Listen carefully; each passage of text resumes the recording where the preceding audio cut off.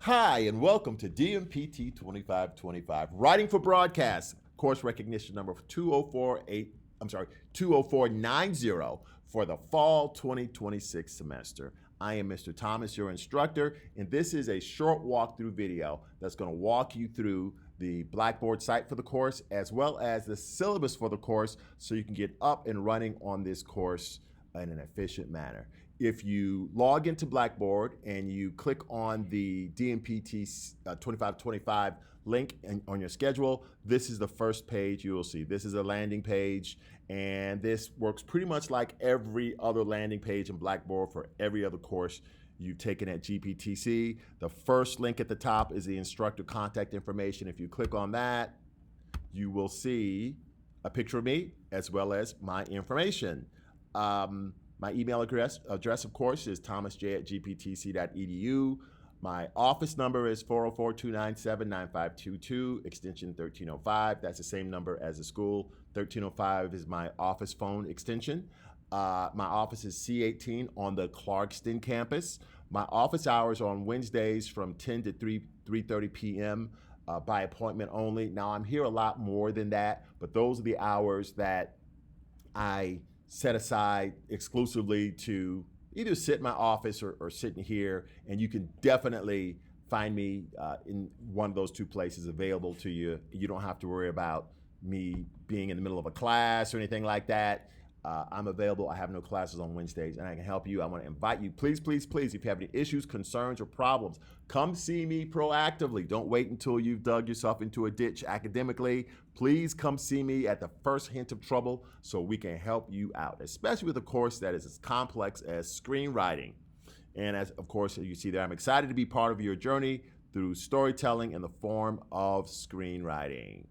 Okay, so that's the instructor contact information. We don't really use cafe chat.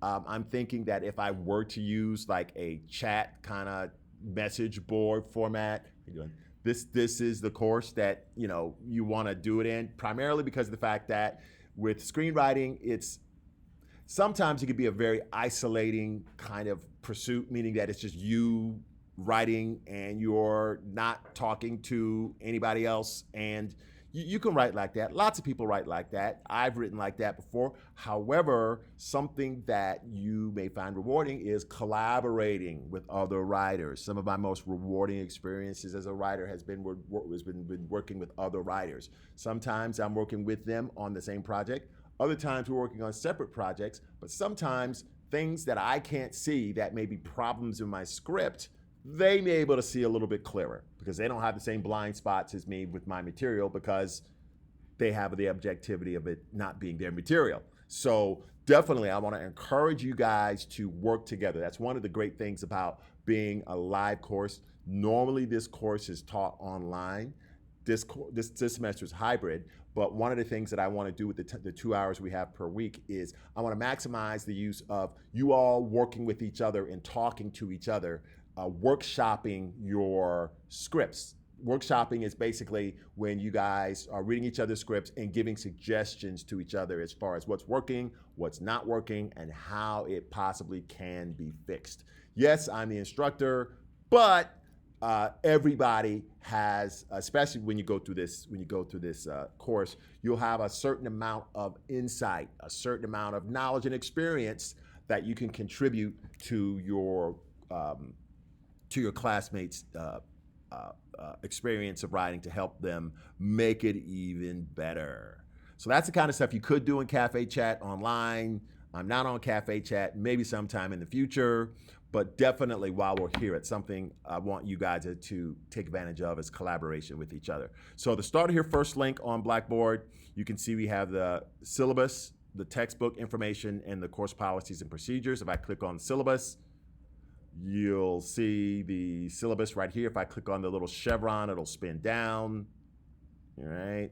And I'll just quickly go through the syllabus since I'm already here. Let me zoom in a little bit.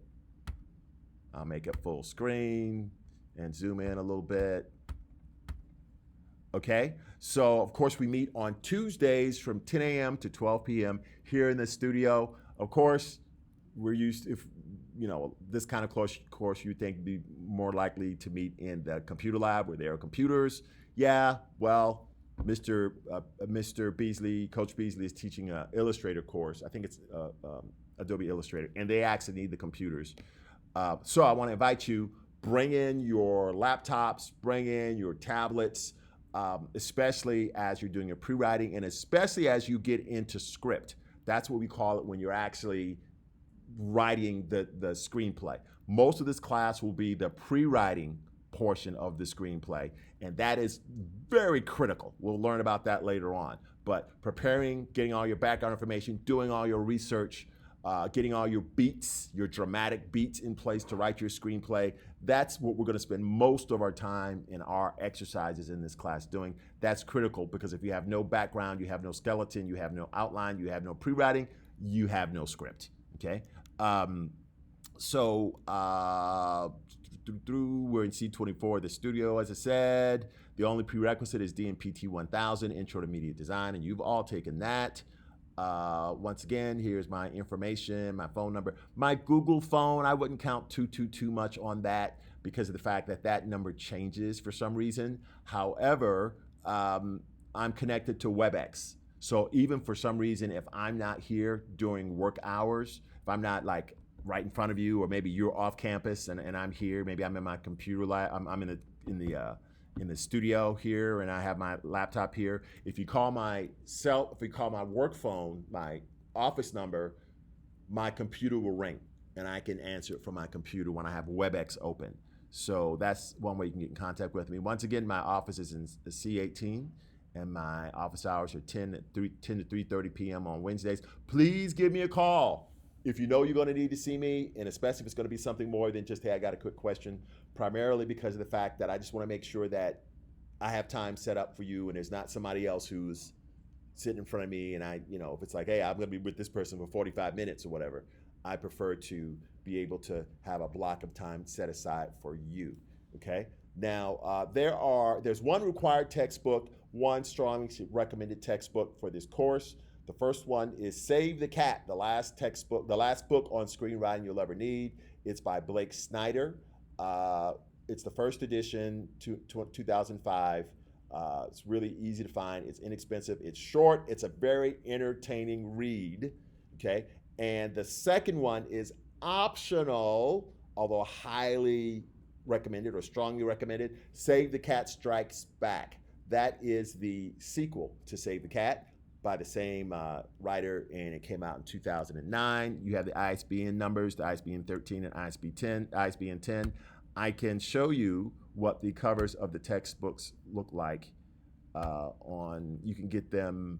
I know Save the Cat is in the bookstore. Save the Cat Strikes Back, possibly not. But you can get either one of them online at on a retailer like Amazon. So I don't like to give a anti-commercial for the school, so I'm not saying don't go to the school. However, I will go to the campus bookstore. However, I will say that you will be able to find less expensive versions online. They even have Kindle versions. So like right here is the book. This is Save the Cat Strikes Back. I'm sorry, Save the Cat Strikes Back, and you can purchase it for Kindle. It's under here somewheres. It's under here somewhere. Where is it? Right here, Kindle. Okay, $9.99. The great thing about Kindle is you don't have to have a physical Kindle. You can have a laptop, desktop, iPhone, Android phone, and you purchase the Kindle, a Kindle book.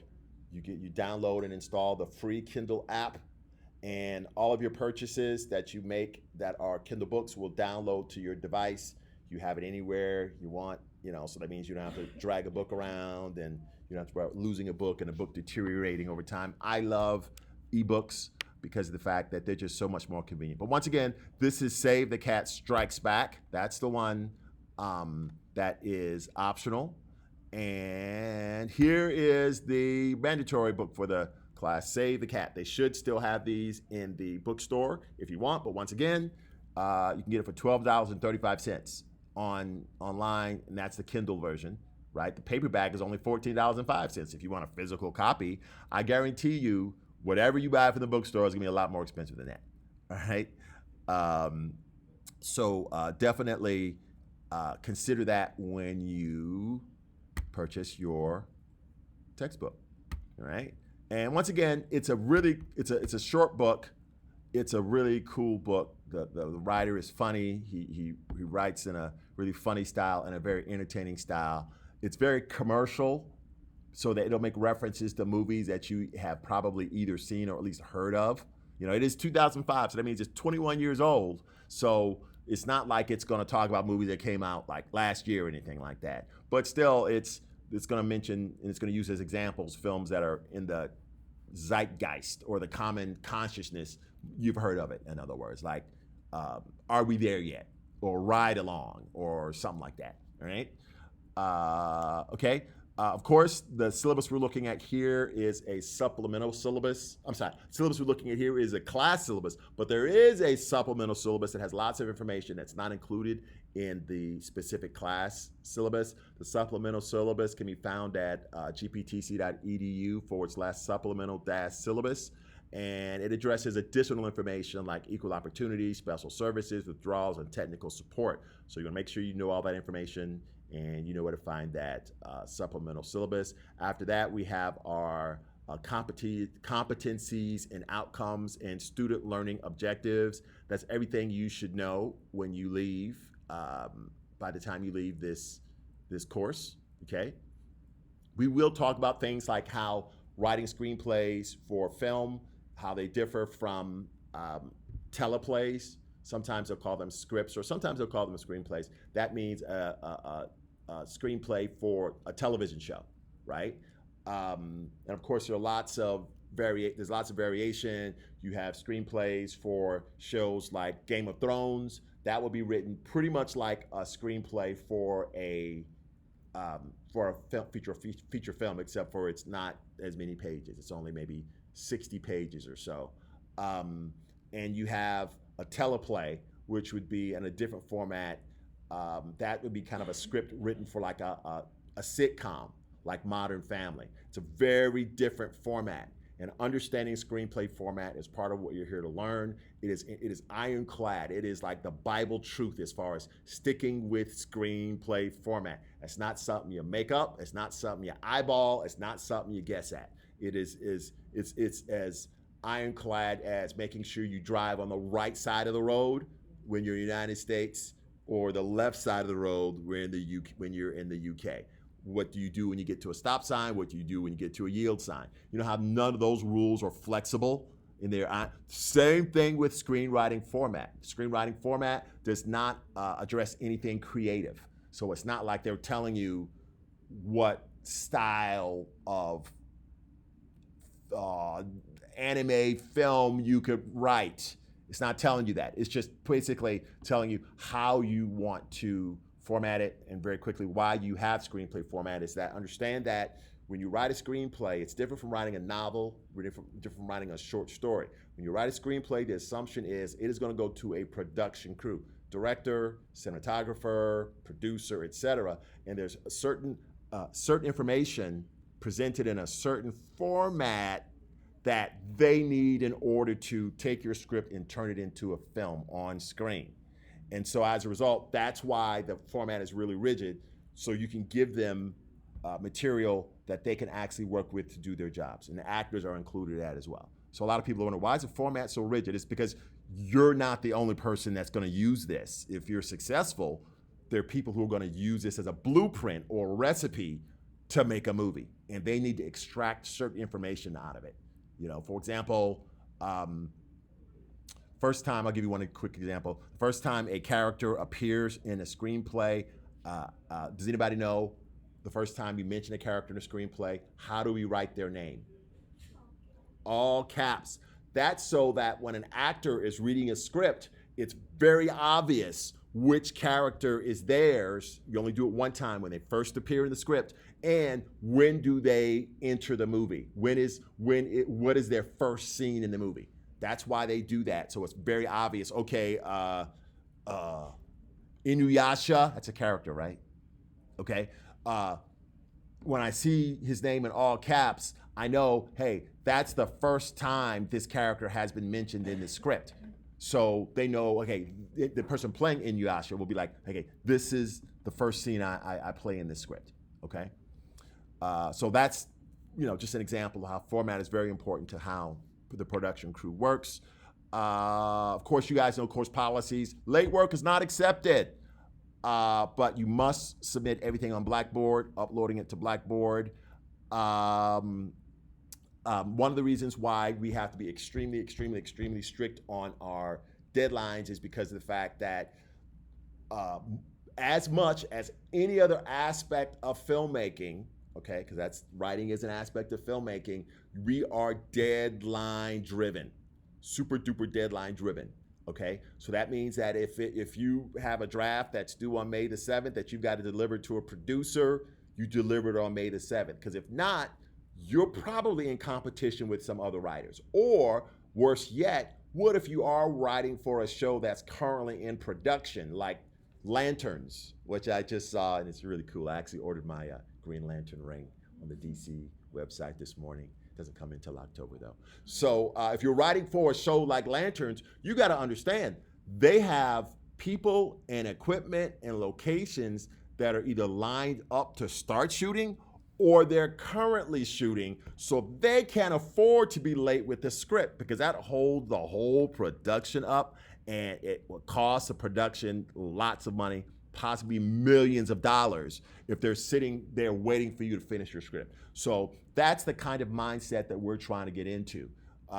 Just like sticking to the format because other people are in the production train behind you that are depending on your work. Also, meeting your deadlines is important because you have other people who are waiting for you to complete your work so they can do their jobs. And by the way, they don't wait for you to finish your script before they schedule out how long it's going to take, how many days it's going to take to shoot the pilot for Lanterns. They're not going to do that. Once they've established that you are going to write it, everybody else in the train is going to start doing their work, scheduling. They're going to lock down their locations, find out where they're going to shoot it, how long it's going to take them to shoot, what kind of equipment they need, who they need to hire, et cetera, et cetera, et cetera. And you don't want all those plans to go in the trash can because it's all connected to the date that that script is done, right? You don't want all those plans to go in the trash can because you missed a deadline, all right?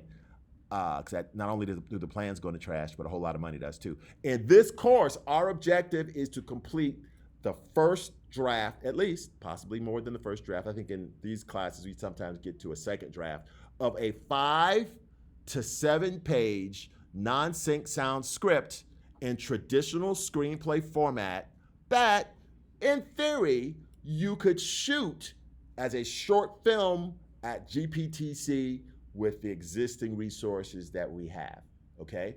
I don't look at this class as, hey, you're just learning how to write a script and just write, sky's the limit. Yeah, sure, you could, in theory, write almost anything you want, but the goal is to say, hey, I've got a nice short script for my portfolio when I get out of here to demonstrate I know how to write, and I can also shoot this script with limited resources and have it look really, really good with the limited resources we have here at GPTC. So now you have a short film on your portfolio. So we're actually building, okay?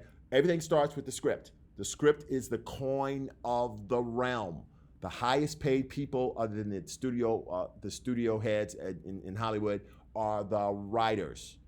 Either not like when you first start necessarily, but if you stay in the industry and you climb the ladder, you go from being maybe a writer in a writer's room.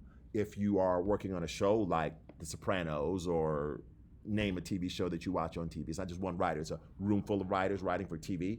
Whereas for film, it's usually just one writer, maybe 2 people working as a team. But you graduate to the different levels of that writer's room to the point where you're a showrunner. That means that probably the show was your idea. You wrote the pilot. That's the first episode of the first season, okay? And a studio said to you, hey, Batten, Miss Batten, we really love your show. I'm a little anime kitty. That's the name of your show. And we are gonna read your pilot. It's great. You're gonna be a showrunner, okay? And so that means you're in charge of hiring all the writers and basically making sure everybody stays on schedule, okay? And you share the responsibility of making sure that the production team is doing what they're supposed to do on time. But I don't want to get too far away from the syllabus. All exciting stuff, because we have like a little video. I have actually a show that talks about what a showrunner is and what they do. And they talk about shows like Dexter and Lost. Once again, these are kind of dated references, like in the 2000s, but it explains to you how ideas become shows and all the people involved and who does what. Very cool stuff. But a non-sync sound script, like the one you're gonna write, is a script that is almost completely visual. That means there is no dialogue. That means no characters are talking. Why would I want to do that? Why would I want to make a silent movie? Number one, it's not a silent movie because you can have sound effects, gunshots, dog barks, tires screeching, horns honking. All that stuff is okay. Of course, you're going to write that into the script, okay? But no characters can talk. Also, you can't have voiceover. That means a person that's not on the screen, but you hear a voice. You cannot have narration, which is kind of like voiceover, except for the difference between narration and voiceover is usually voiceover is provided by a character that's in the script, like, I'm gonna give you guys like really old references. You guys know me. Like Love and Basketball, for example, okay? If you hear the Sanaa Lathan character or the Omar Epps character, if they're talking, they're a character in the movie, but you also hear their voice disembodied from the movie. Maybe it's at a point in time after the movie has taken place that's saying, hey, this is the first time I met him and I saw him and he didn't really have a good layup. That's what she's saying in the voiceover as we're watching him practice basketball. Okay, but the idea is the Sanaa Lathan character is doing the voiceover, but she also appears on screen. Whereas narration is a disembodied voice where we don't see, there's no character that the narrator represents on screen. It's just like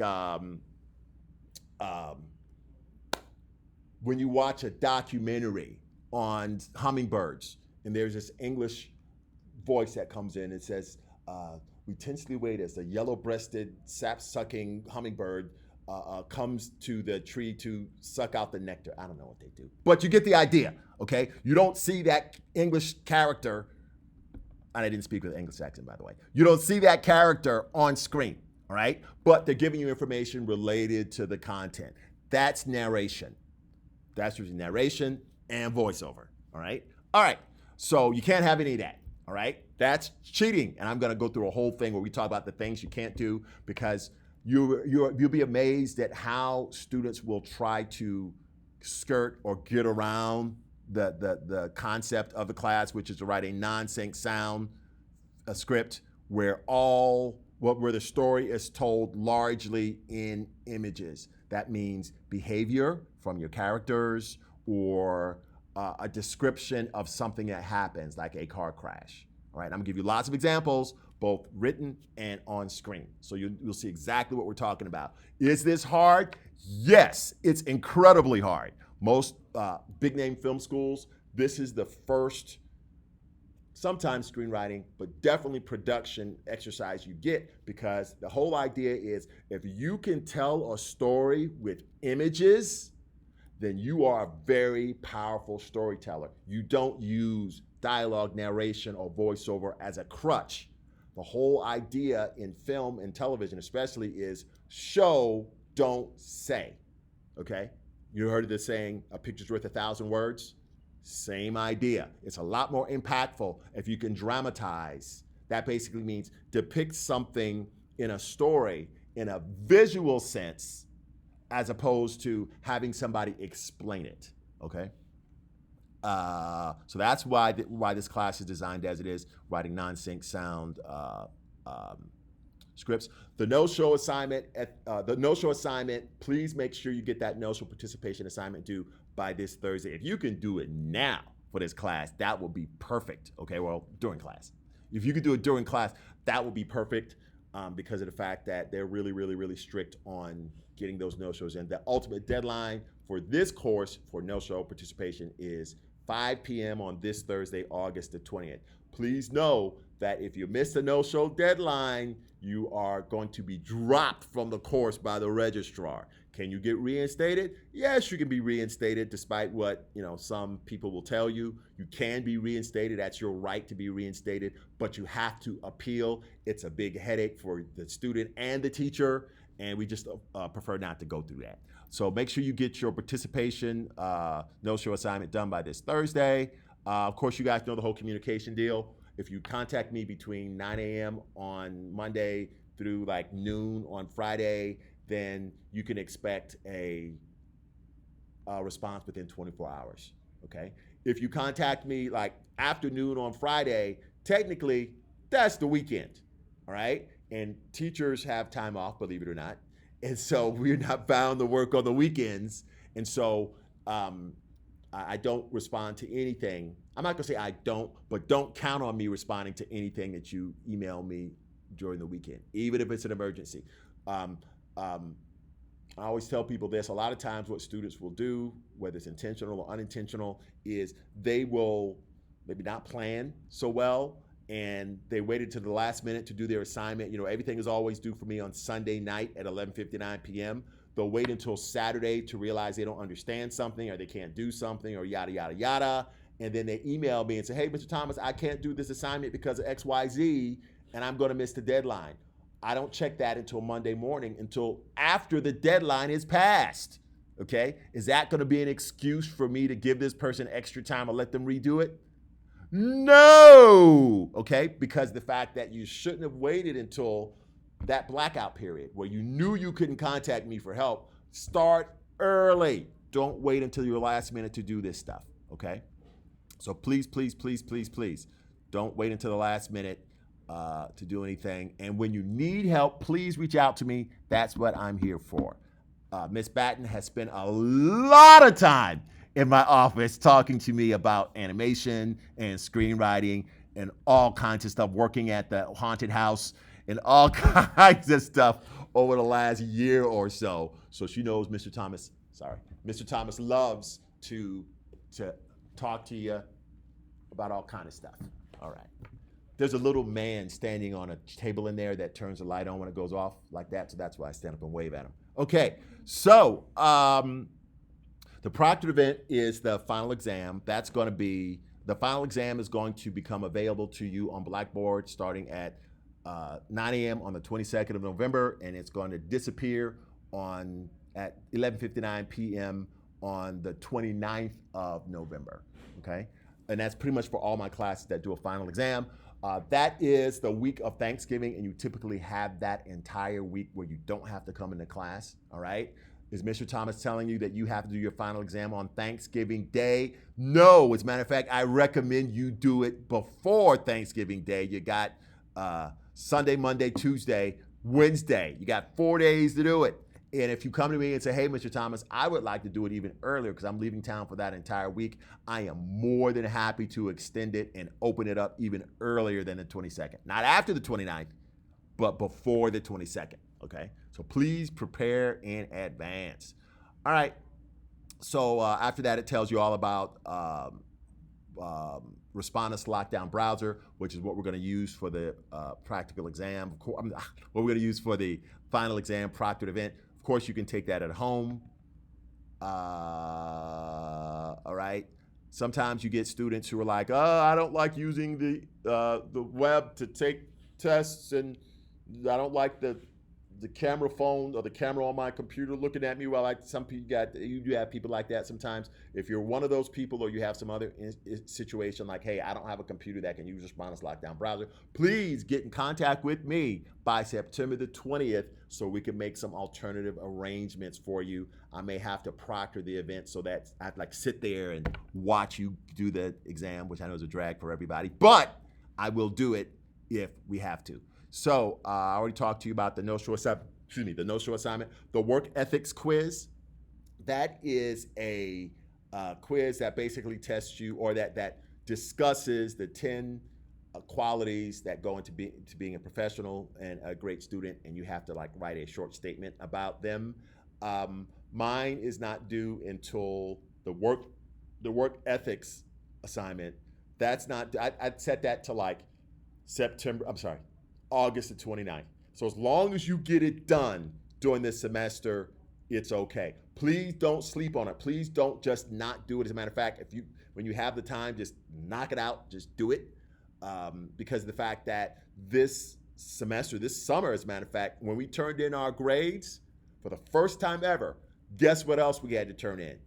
Y'all's work ethics quizzes or work ethics assignments, because we're currently being audited by TCSG, and they want to make sure that stuff's being done. So please, please, please make sure you do that. All right. Quizzes. You have a quiz every week, of course. They're always due Sunday, 11:59 p.m., with the exception of you won't have a quiz during the midterm week, and you won't have a quiz during the final exam week because you're doing exams. You'll have 4 projects. They're really more like assignments, except for, the first draft project. There may be an additional project, the second draft, because we may have that much time. But notice that each one of these projects, they are building your pre-writing, as we call your preparatory writing that prepares you to write your script. We're building towards your first draft. The first project is determining your premise. What's your movie about? What's your script about? The second one is the log line, placing your idea in a very specific format that has very specific qualities, very specific characteristics. We'll talk about that later. The 15 beats, you're going to have to basically make an outline of the 15 seminal, that means important story events that happen in your story according to a template. We're going to talk about what the 15 beats are and what happens in each beat. And then after your 15 beats, then you can jump into first draft. Now, if we were doing a longer script or screenplay, you would have time to do you'd probably want to do, those 15 beats can be broken down into 40 beats that are a lot more specific and a lot more incremental before going into the first draft, okay? So projects 1 and 3, those comprise the pre-writing phase. Critically important, you're preparing to write. And as you guys know, if you fail to plan, you plan to fail. My entry into the film industry, believe it or not, was through writing and editing. And there was a period of time where I was just so inspired for a story, I didn't want to take the time to do any pre-writing. I just want to jump into script. And yeah, I was okay for the first few pages, but pretty soon I would run into a brick wall with my writing because I realized, wow, I haven't thought through every detail of this story. And wow, there's a certain story function I need to happen, but I need a new character to bring to have that story function happen, okay? And I realized that, I've got to invent a new character halfway into my script. And it's so crappy. First of all, it's terrible writing. And on top of that, you want to build up, you want to foreshadow, you want to plan for these characters before you start writing anything. Because if not, it just seems like, I know you've heard or read stories, heard stories, seen screenplays, seen movies where it looks like they were just making it up as they went along. That's the kind of writing you'd end up doing. And then you have lots of holes in your logic, lots of plot holes, things that don't make sense. Hey, wait a second. This person said that he was a vegan at the beginning of this script. Why is he at a barbecue serving ribs 20 pages later? That doesn't make sense. But if you don't do your pre-writing or your pre-planning, you're making this stuff up as you go along. And believe me, you say, I can keep it all in my head. No, you can't. Professionals, people have been doing it for decades. They can't keep it in their heads. You're going to see there's so many details, even in a 5 to 7 page script, which is very short, like what you guys are doing. Here's my course outline. I go week by week, and just as a general idea, of course, this is the first week. We're reading the syllabus now. We're going to talk about what is a screenplay. We're going to talk about screenplay structure, the paradigm. It's a video. And of course, we're recording the course walkthrough video right now. In this middle column in the course outline, that's what you're responsible for reading or reviewing or studying. And this third column, that's what's due, and it'll give you the due dates. So for example, like I said, the Nell Show is due by 5 p.m. on this Thursday, August 20th. Your project number 1, determining your premise, which is really short, it's just, your 3 or 4 examples of what some of your ideas are. That's due this Sunday on August 23rd. The good news is you don't really have to study anything for that first project. However, you'll also have a quiz on what is a screenplay. That's due this Sunday as well. We're going to go over that in class, but there's also a PowerPoint that you need to read on that, and you can see it's in a PDF form right there. And so every week it's the same thing. You have a reading or something you study most of the time it's a chapter in the book that you have to read or study. I also have supplementary PowerPoint presentations that summarize what's in the chapter. No, they don't substitute for reading the book, but they can highlight some important ideas that are in the book, and they also add a lot of material that's not in the book. So please make sure you read the book and read the PowerPoint. If you do one or the other, you're not going to do well on the quiz because the quiz pulls information from both, okay? So you got a quiz on Sunday, August 30th, due by 11:59 on Chapter 1, and then Chapter 2, September the 6th. So as we go through the book, read each chapter. The chapters are really short, by the way. You're going to have a corresponding quiz. So just be ready. If it's Sunday night and it's 10 o'clock and you're like, my spidey sense is tingling. I feel that something is due, but I don't know exactly what's due. Well, for this class, it's definitely a quiz and possibly one of your projects, one of the elements of your pre-writing. So make sure you're aware of that. In week 3, there is no class we don't have this class, but there's no class on Monday, September the 7th because of the Labor Day holiday. So just know that for your Monday courses. That's something I did not mention in my Dmpt 1600 course, but that was something, Milani, that would have been a week that I wouldn't have been here anyway because I would have been in the future. But the issue is the Infusion Center is closed on Labor Day. So I've got to see when they're going to reschedule because they may reschedule it for the next Monday, which will be the 14th. So that means that we didn't meet on the 6th or the 14th in person. So thank you. I saw that. Thank you very much. I appreciate that. Thank you very much. We staying prayed up. And we're winning this battle. We certainly are. So as we go through the chapters, we have a quiz, and occasionally you'll see a project in here. Not every week will you have a project, but from time to time you will. Of course, you have a midterm exam in week 7. That'll be on October the 11th. That'll be on the first 4 chapters in the book and anything we discuss in the course. So make sure you take notes, and also the PowerPoint presentation. I like you guys because you're like taking notes. Do you know that's a lost art? I was sitting in front of a bunch of 1,000 students yesterday, giving them all kind of details on the class, Dmpt 1000, and they're just sitting there like that. And I was telling them, look, y'all need to learn to take notes because even if you were a brainiac, brilliant person, there's so much information here that you're not going to hold this in your head. I mean, you guys took 1,000. That's a lot of information. And when the teacher's talking to you, nobody's taking notes. They're just sitting there, just looking at you like they're watching TV, with a blank look in their eye. And it's like no wonder this is between a 50 to 80% dropout rate, And I don't know what they're teaching in K through 12 these days, but I get the impression, I've almost stopped blaming the students because I get the impression there's no focus on note taking. Yeah, but that's fine. I mean, I do that on my phone, and that's fine. But if I saw a person on their phone while I'm talking, I'm assuming, although I know I'm wrong a lot of the time, they're taking notes and not like on Instagram or something. You know what I mean? But if they're on Instagram or doing whatever, that's their problem. We'll meet up at the quiz and see what the grade is on the quiz. But the idea is, it's electronic notes, fine. Some people say even better because you don't have to worry about losing it or anything like that. But yeah, I don't know if they do that. I know in school now, there's a huge literacy problem. I mean, you got students graduating from school who are functionally illiterate. I get some of them as students in my classes from time to time that I don't press them on it because I don't want to embarrass them. Yeah. Yeah, yeah. No, no. I mean, and then I heard when you in your English class, literature class, you don't read. Waving at the guy. Hey, dude. Okay, get on your job. Okay.